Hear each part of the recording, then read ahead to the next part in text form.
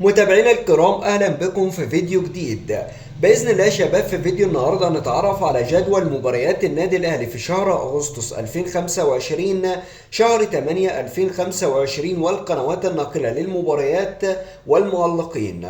ولكن قبل ان نبدا، لو انت محب للنادي الاهلي اضغط لايك على الفيديو واشترك في القناه.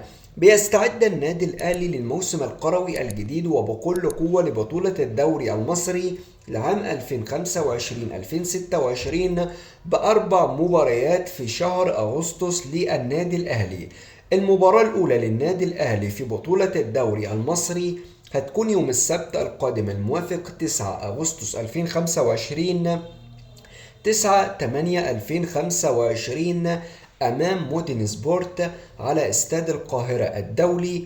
المباراة تنطلق في تمام الساعة 7 مساء بتوقيت ليبيا والسودان، 8 مساء بتوقيت تونس والجزائر والمغرب، 9 مساء بتوقيت مصر.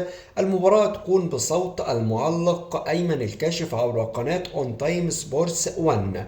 المباراة الثانية للنادي الأهلي في بطولة الدوري المصري هتكون أمام نادي فاركو يوم الجمعة الموافق 15 أغسطس 2025 15/8/2025.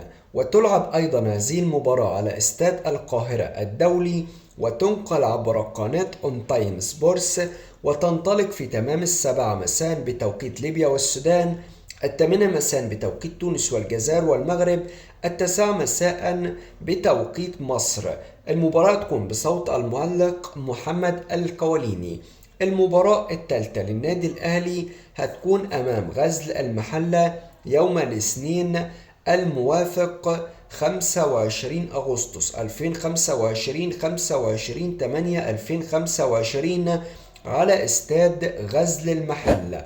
وتنطلق المباراة في تمام الساعة 6 مساء بتوقيت مصر. المباراة الرابعة والأخيرة للأهلي في شهر أغسطس أمام نادي بيراميدز يوم السبت الموافق 30 أغسطس 2025 30/8/2025 على استاد القاهرة الساعة 9 بتوقيت مصر. دول أربع مباريات للنادي الأهلي في شهر أغسطس. ما تنسوش تدعموا الفيديو بلايك وتشتركوا معنا في القناة، وانتظرونا في فيديوهات قادمة.